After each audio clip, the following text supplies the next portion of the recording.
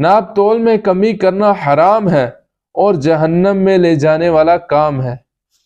اور ناپ تول میں خیانت کرنے کے گناہ میں مبتلا ہونے کے اسباب یہ ہیں کہ حرص، غفلت، مکر و فریب کی عادت، دنیا کی محبت، راتوں رات امیر بننے کی خواہش، بری صحبت۔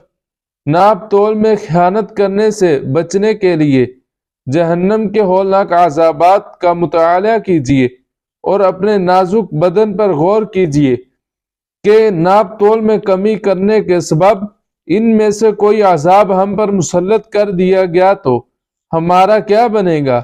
قناعت اختیار کیجیے اور حرص و لالچ سے بچتے رہیں۔